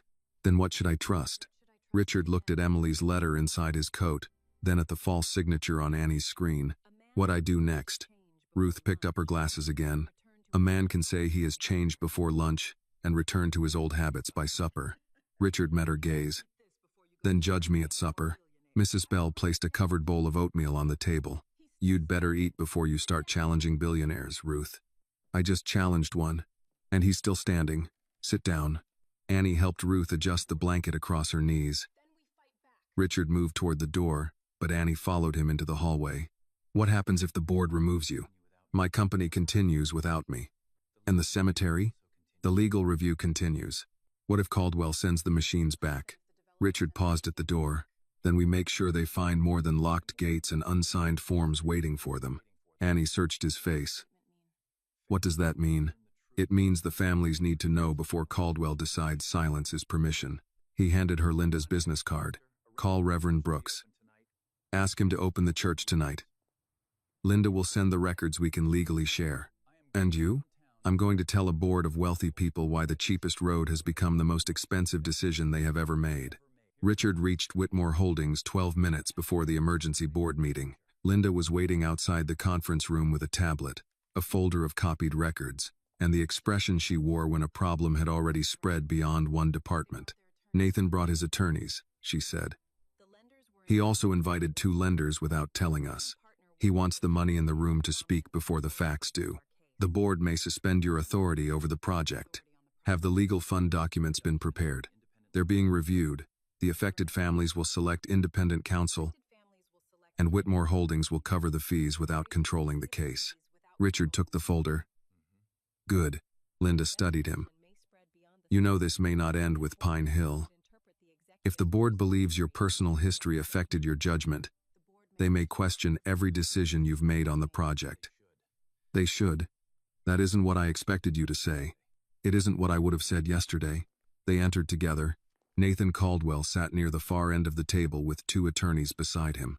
The board members had copies of the development agreement, projected returns, and a statement Caldwell's public relations team had prepared before the meeting began.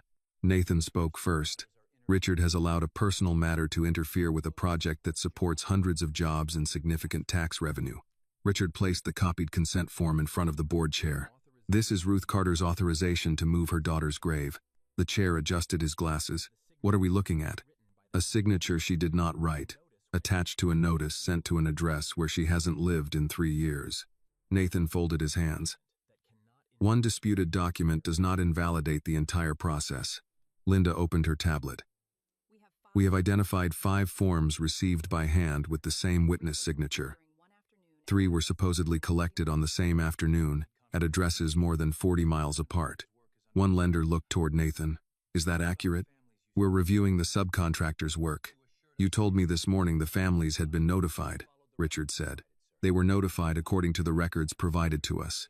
Records your company paid to create. Nathan's attorney intervened. No one here should make accusations before a formal review. Richard nodded. Then we agree the project cannot proceed until that review is complete. A board member named Harris turned to him. Suspending the project could cost this company millions before we know whether the signatures are false. And continuing could result in graves being moved under false consent. We can preserve the affected plots temporarily. That is what Nathan offered me. Save one grave, pay another family, and keep the road where it is. Nathan's chair shifted against the floor. I offered a practical compromise. You offered to protect Emily because she was my wife. Grace Carter was treated as an expense that could be settled. The board chair looked up. Your wife is buried in this cemetery? My first wife. Nathan pushed a prepared statement across the table. This is why Richard must remove himself. His judgment is compromised. Richard did not touch the statement. My judgment was compromised when I approved financing based on summaries instead of examining who would pay the human cost. I won't repeat that mistake. Because it is more profitable. Harris frowned. You are placing the company in a difficult position. The company entered that position when it funded a plan built on failed notices and questionable signatures. Nathan's voice hardened. You are willing to damage your own employees to impress a family you met this morning. No, I am willing to stop pretending that payroll and fraud belong in the same argument. The board chair raised a hand before Nathan could answer. We will suspend the signing for 48 hours. Richard will step away from direct control of the internal review.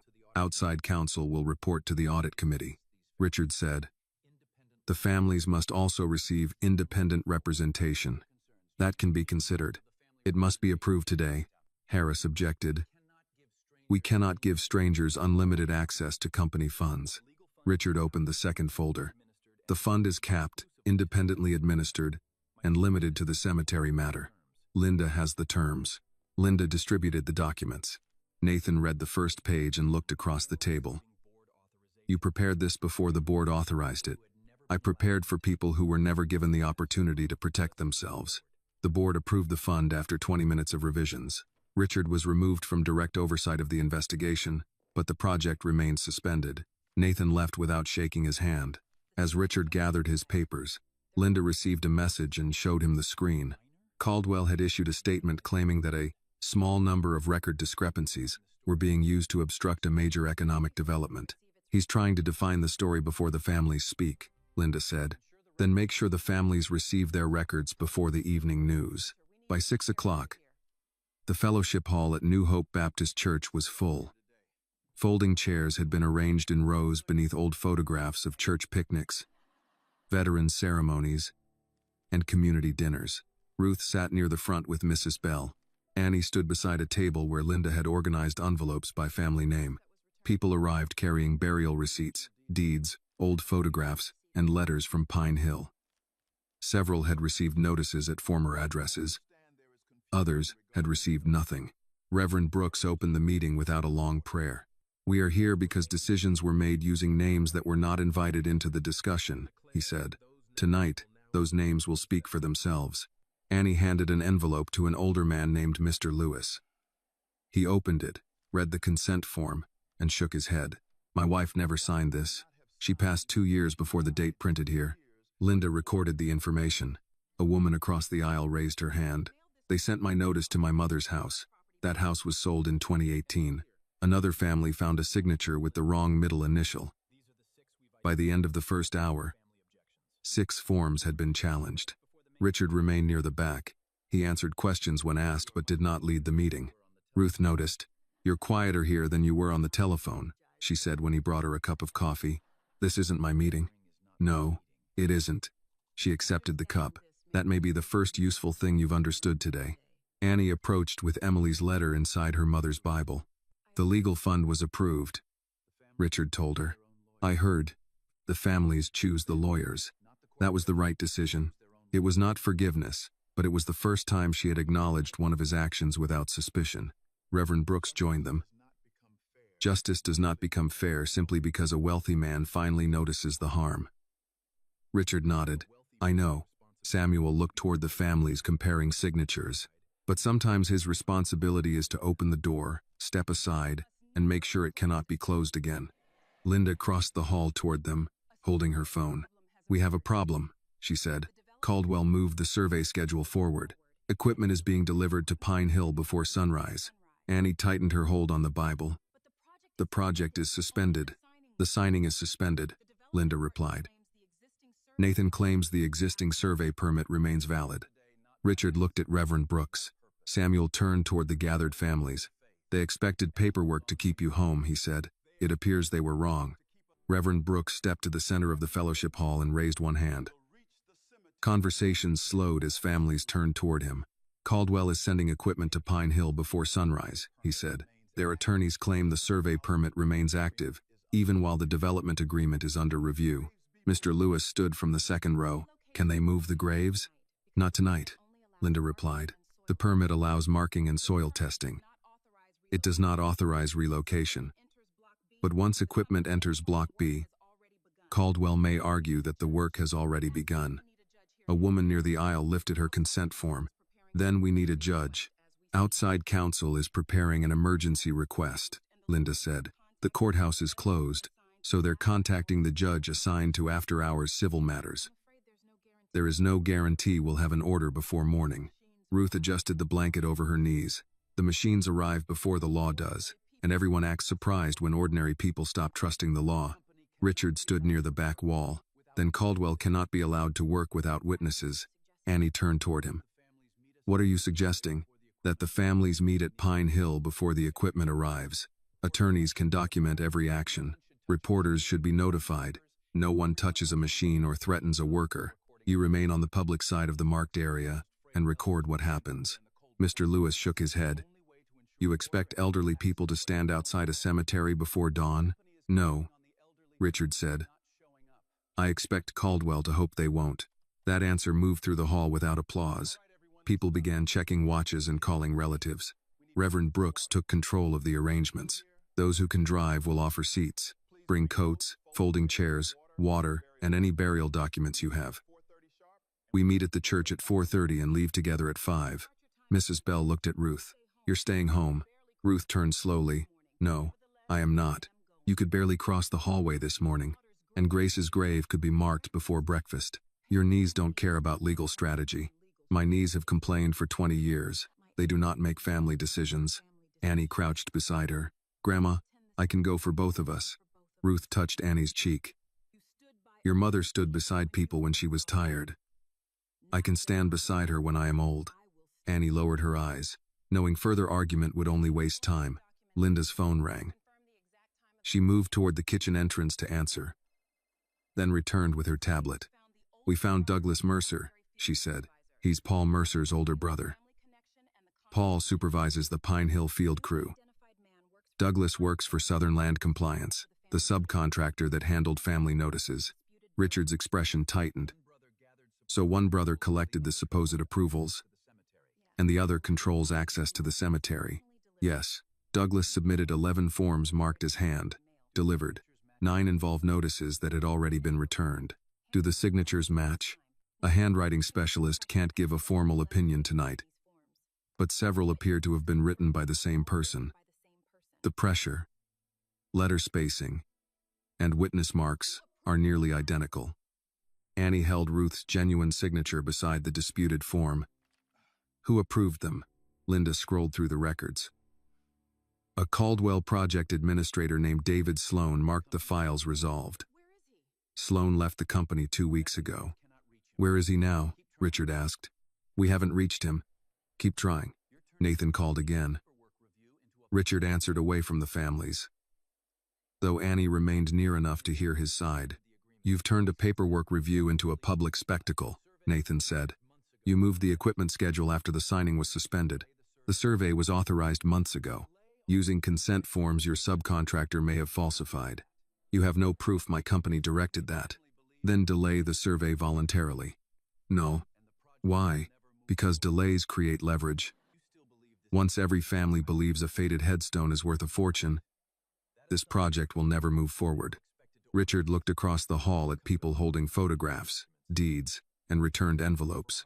You still think this is about increasing payments? It usually is. That is why you never expected them to organize. Nathan lowered his voice. You should be careful, Richard. Your own company appears on the financing documents. If this becomes fraud, you will not stand outside it. I'm not trying to. Then protect yourself. I am protecting the record. Nathan ended the call. Annie approached.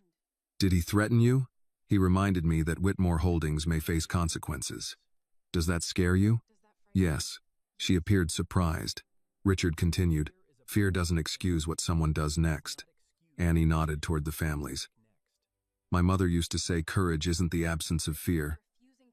It's deciding fear doesn't get the final vote. Grace and Emily would have understood each other. They did. By 9 that evening, the meeting ended. Linda distributed copies of the questioned forms and contact information for independent counsel. Reverend Brooks arranged transportation. Mrs. Bell packed coffee, biscuits, and blankets into reusable grocery bags while continuing to tell Ruth she was stubborn. Richard returned to his office but did not go home. He and Linda reviewed maps, permits, and email chains past midnight. One document showed that Caldwell's engineers had considered a western route through vacant land. It had been rejected because drainage work would add nearly $4 million. Richard read the note twice. The cemetery route had not been chosen because it was necessary. It had been chosen because the dead could not object, and their families were expected to lack money. At 2:30, outside counsel reported that the emergency request had been filed. The judge's clerk could not promise a ruling before business hours. At 3:40, Linda received confirmation that 2 excavators and a survey truck had left a Caldwell equipment yard. They're moving earlier than we were told, she said. Richard closed the project file. Call Reverend Brooks. He's already awake. I assumed he would be. Before 4:30, cars filled the New Hope parking lot. Headlights cut across the church lawn as families helped one another load chairs and thermoses. Ruth arrived in Mrs. Bell's sedan, dressed in the same navy church dress she had worn the day before. Annie walked beside her, carrying Grace's Bible and 2 white daisies saved from the bouquet. Richard came alone in the SUV. He wore a plain dark coat instead of a suit. Annie met him near the church steps. Did the judge answer? Not yet. So we may have no order when we arrive. That's possible. What stops the machines? Richard looked toward the line of cars preparing to leave. Witnesses, lawyers, cameras, and people Caldwell believed would stay home. The convoy reached Pine Hill while the eastern sky was beginning to pale. Temporary lights glowed behind the gate. A truck carrying an excavator was already parked along the service road. Annie helped Ruth from the car. Beyond the fence, an engine started. The law had not arrived. The families had. The cemetery gate remained closed as more cars entered the church parking area across the road. Families carried folding chairs, thermoses, framed photographs, and envelopes containing burial records. No one raised a sign or blocked traffic. They gathered in small groups, speaking quietly while Reverend Brooks moved among them, checking on the older members and reminding everyone to remain on the public side of the fence. Ruth stood beside Annie with one hand on her cane. Mrs. Bell had wrapped a wool scarf around Ruth's shoulders and placed a cup of coffee in her free hand. You should sit until we know what they're doing, Annie said. I sat most of yesterday. That doesn't mean you have to make up for it today. Ruth lifted the cup. I'm standing beside Grace. I can drink coffee at the same time.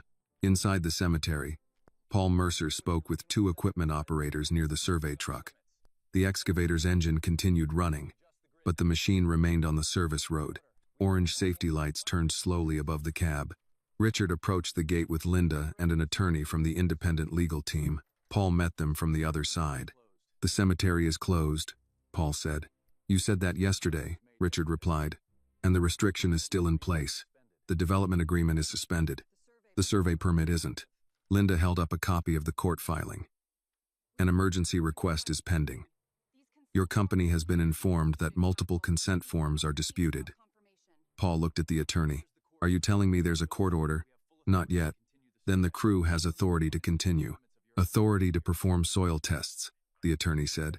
"Not to disturb markers, remove remains, or prevent families from documenting your work." Paul glanced toward the growing crowd. "This is private property," Ruth called from behind Richard. "My daughter is inside that gate. Don't talk to us as if we wandered into your yard." Paul recognized her name from the disputed form. "Mrs. Carter, I'm not authorized to discuss individual files. You were authorized to accept my signature when I never gave it." Before Paul could respond, two black sedans stopped near the gate. Nathan Caldwell stepped out of the first with his attorney and a project manager. He wore a dark overcoat over his suit and carried no documents.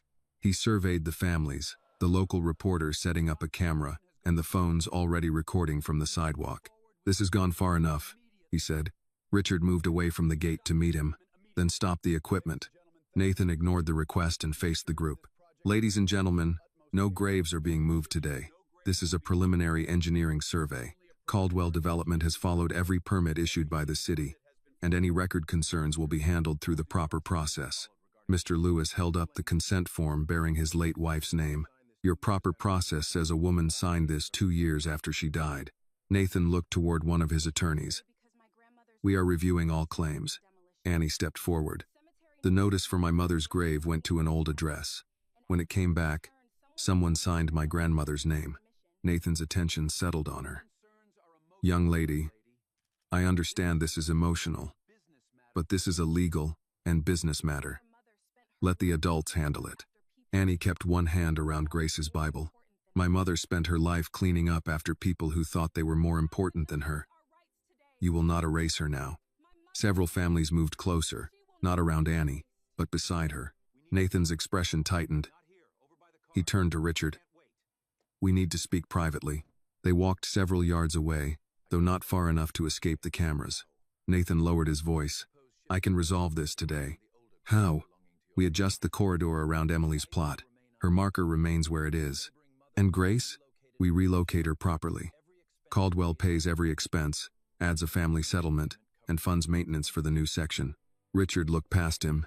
Annie was helping Ruth adjust the scarf at her neck. Grace asked to be placed beside Emily. "People request many things.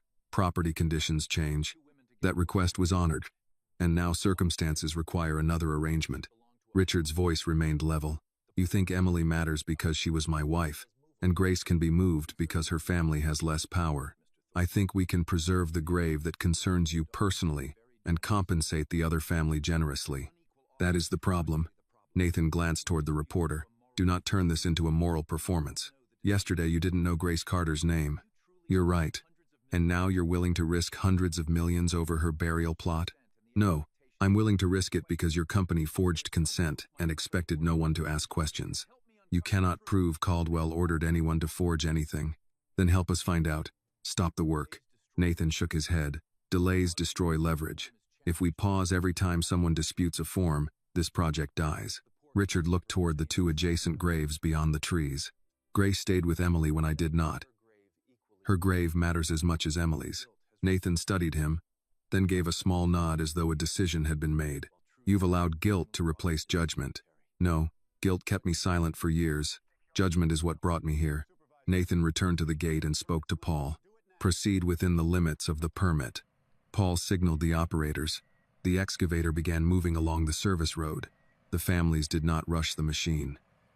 Reverend Brooks opened the gate after the guard unhooked the chain for the work crew, and the attorney reminded everyone to stay on the path. Annie walked first toward Block B, holding Ruth's arm. Richard followed, then Linda, Mrs. Bell, Mr. Lewis, and the other families. By the time the excavator reached the edge of the 7th row, people had formed a line several yards in front of the graves. Annie stood between Grace's marker and the machine. Ruth stood beside her, leaning on her cane but refusing the folding chair Mrs. Bell carried. Paul raised his voice. "You are inside an active survey area. You need to step back," Annie answered, "not until the court reviews the signatures." A police cruiser entered the cemetery. 2 officers approached the group and spoke first with Caldwell's attorney, then with the family's lawyer. One officer addressed Richard. "The permit appears valid. If the property manager requests removal, we may have to clear the marked area." Richard nodded. "I understand." Nathan moved closer. "You still have time to end this." Richard took his place beside Annie. "You could lose control of your company," Nathan said. "Then today I lose it standing where I should have stood years ago." The other families tightened the line. No one shouted. No one touched the equipment. Reverend Brooks began reading the names written on the disputed consent forms, one at a time. Grace Carter, Eleanor Lewis, James Parker, Dorothy May Collins. With each name, a relative answered, "Present." The excavator stopped. Its engine continued running, but the operator removed his hands from the controls. Linda's phone rang. She answered, listened, and walked quickly toward the attorney. "The judge has reviewed the emergency request," she said. "A temporary order has been issued. All survey activity in Block B is suspended until the consent records are examined." The family's attorney raised the signed order. Nathan's face did not change, but Paul signaled the operator to shut down the engine. When the noise ended, Ruth looked at the 2 graves and tightened her hand around Annie's. "This only saves them for today," Annie said. Richard heard her. "Then today is where we begin." The temporary order changed the mood at Pine Hill, but it did not end the conflict. The excavator remained near Block B while Caldwell's attorneys read the judge's instructions. Survey equipment had to be removed from the marked corridor. All disputed records had to be preserved, and no work could resume until the court reviewed the notification process. Nathan stepped away from the families and called someone from his legal team. Paul Mercer directed the operators to load their equipment, though he avoided looking toward Ruth or Annie. The local reporter approached Linda. "Do you have evidence that the signatures were forged?" "We have evidence that several families deny signing the forms," Linda replied. "A formal examination will determine the rest." "Did Whitmore Holdings know about the disputed records?" "No." Nathan ended his call and turned toward them. "That statement is premature." Linda faced him. "Which part?" "The implication that Caldwell did anything improper. We hired a licensed compliance contractor. If an individual employee failed to follow procedure, the company will address it." Mr. Lewis raised the form bearing his late wife's name. "An individual employee brought my wife back from the dead long enough to sign this?" Nathan did not answer him. The reporter moved closer. "Mr. Caldwell, will you release the original consent records? Our attorneys will comply with any lawful request." "That means no," Annie said. Nathan looked at her. "It means we follow the legal process." Annie stood beside Grace's marker, one hand resting on her mother's Bible. "The process only mattered to you after we found out." Richard saw Nathan prepare another dismissive response and stepped between them. She asked a fair question. Nathan turned on him. "You have done enough." "No. I approved financing for a project without examining the people it would affect." "I have not done nearly enough." The reporter lifted her microphone. "Mr. Whitmore, are you saying your company shares responsibility?" Richard could have referred her to legal counsel. Linda would have preferred that. The board would demand it. He looked at Emily Stone, then at Grace's. "Yes." Linda's expression changed, but she did not interrupt. Richard continued. "Whitmore Holdings did not prepare the consent forms, but we financed part of the project. I relied on summaries. I accepted assurances. I did not ask why the least expensive road passed through graves when another route crossed vacant land." Nathan walked toward him. "You are discussing confidential planning documents. The western route adds $4 million in drainage and grading. That is why your engineers rejected it. That is one factor among many. It is the factor written in the file." Cameras shifted toward Nathan. Richard faced the reporter again. "My company benefited from a process that treated families as paperwork. Whether I knew every detail does not remove my responsibility for failing to ask." Nathan's attorney whispered to him, but Nathan ignored the advice. "You're using a private failure from your past to make a public display," he said. "Tell them why this grave matters to you."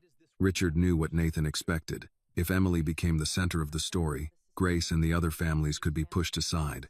The dispute would become one wealthy man's grief rather than a pattern of ignored notices and false signatures. Richard spoke before Nathan could control the explanation. "Emily Whitmore was my first wife. I left her when she became ill." Annie lowered her eyes toward the Bible. "I told myself work required everything I had," Richard continued. "I sent money and called that care. Grace Carter worked long shifts, raised her daughter, helped her mother, and still made time to sit with Emily when I would not." The reporter asked, "Did you know Mrs. Carter?" "Not while she was alive." Richard looked at Ruth. "That is part of what I failed to do." He turned toward the camera. "I spent years believing success could bury what I had done, but the dead do not disappear because the living refuse to look at them." No one applauded. Richard was grateful. The admission did not deserve applause. Nathan gave a short laugh. "So this is guilt." "It began with guilt," Richard said. "It continues with evidence." Linda received a message on her tablet. She read it, then handed the device to the family's attorney. "We found the original root analysis," she said. "It includes instructions from David Sloan to remove the Western option from the presentation because it would weaken the cost argument for crossing Pine Hill." Nathan's attorney stepped forward. "Where did that document come from?" "Whitmore Holdings Project Archive. You have no authority to release internal correspondence. The court's preservation order gives counsel authority to identify relevant records." Linda opened another file. "There is also an email from Southern Land Compliance, asking whether returned notices should delay the project." Sloan answered, "Resolve the files and maintain schedule." Nathan's face tightened. "That does not instruct anyone to create signatures." "No," Linda said. "It instructs investigators where to begin." The attorney representing the families announced that copies would be delivered to the court and the Alabama Attorney General's office. Until the records were examined, the temporary order would remain in effect. Nathan turned toward the waiting cameras. "Caldwell Development will cooperate fully. We will not accept conclusions based on incomplete documents." Annie walked from Grace's grave to the edge of the path. "My mother cleaned hospital sheets and office floors," she said. "She never had a company, a building, or people waiting to answer her calls. But when someone needed her, she came." Nathan glanced toward his car. Annie continued, "You think poor people leave nothing behind because they don't own buildings. My mother left people." Ruth reached for her hand. Mr. Lewis stood beside them, followed by the other families. They did not need to speak. Their presence answered for every name Caldwell had expected to remain inside a file. The equipment trucks began leaving Pine Hill. Paul Mercer removed the temporary closure notice from the gate, under instruction from the cemetery manager. The orange stakes remained for the court-appointed surveyor to document, but no worker touched the ground near Block B. Richard watched Nathan enter his sedan. "This isn't over," Nathan said through the open door. "No," Richard replied, "it isn't." When the cars were gone, the reporter asked Annie whether she considered the order a victory. Annie looked toward Grace and Emily. "It means the machines stopped today. A victory is when no family has to come here and discover someone signed away a grave for them." Reverend Brooks joined her. "Justice rarely returns what was taken." Ruth nodded. "But it can stop the taking." Richard remained near the path while the families began gathering their chairs and papers. He had lost Nathan's partnership, placed his position at risk, and opened his company to investigation. None of that repaired Emily's final months or gave Grace the thanks she should have received. Annie approached him before leaving. "What happens now?" "The court examines the forms. The state reviews the emails. The families choose their lawyers. My company releases every record." "And the road?" Richard looked at the orange line near the graves. "If the project survives, it goes around Pine Hill. Even if it costs more?" "Yes." Annie held his gaze. That answer should have been easy from the beginning. "It should have been." She returned to Ruth. Richard walked to Emily's marker and placed the opened letter beneath his hand. He did not ask for forgiveness. He understood now that one public confession could not settle years of absence. The machines had stopped. The cameras would leave. His real answer would be measured by what he did after both were gone. 6 months after the machines left Pine Hill, the court released its findings. 11 relocation forms had been falsified. 4 others contained signatures collected without a clear explanation of what the families were approving. Returned notices had been marked as resolved even when no relative had been reached. The western route had been removed from the final presentation because it cost more, not because it was unworkable. Caldwell Development lost its permits. State investigators filed charges connected to document fraud and obstruction of the review. Nathan Caldwell stepped down while the case moved through court, though his attorneys continued to deny that he had ordered anyone to create false signatures. The city rejected the original road proposal. When another developer later submitted a revised plan, the access road curved around Pine Hill and crossed the vacant western land. It cost more. This time, no one at the public hearing apologized for that. Pine Hill received protected historical status before the end of winter. Every marker was photographed and recorded. Families received copies of burial maps, and the cemetery could no longer relocate a grave without verified consent and a public review. Whitmore Holdings also paid a price. Several investors withdrew. 2 board members resigned, accusing Richard of placing personal guilt ahead of shareholder interests. The company's value dropped, and newspapers that once praised his judgment began questioning how many other decisions he had approved without reading beyond the summaries. Richard did not complain. At a board meeting in January, one director asked whether he regretted stopping the project. "I regret that it took a forged signature and a young woman with flowers to make me examine it," he said. Stopping it was the easiest decision in the entire matter. He remained CEO, though the board placed new restrictions on major land deals. Every future project had to include independent community review, and summaries could no longer replace the original impact reports. Linda called the changes expensive and overdue. Richard agreed with both descriptions. The legal fund he created remained outside his control. Annie, Ruth, Reverend Brooks, and representatives from the affected families selected its advisors. They chose to use the money for cemetery preservation, legal assistance, home care support, and transportation for people who could not reach Pine Hill on their own. Richard offered to cover Annie's college tuition. She refused. "I asked for a bus," she reminded him, "not a new life." He accepted her answer. Instead, the fund created a scholarship open to graduates from several Birmingham neighborhoods. Annie submitted an application like everyone else. Her name was removed before the committee reviewed it, and she earned one of the first awards. She continued working weekends at the bakery while attending community college. Ruth told everyone at New Hope that Annie studied too late, worked too much, and never carried enough cash for lunch. Annie told them Ruth exaggerated. Mrs. Bell confirmed that Ruth did not. Richard visited Pine Hill most Sunday afternoons. He did not send workers.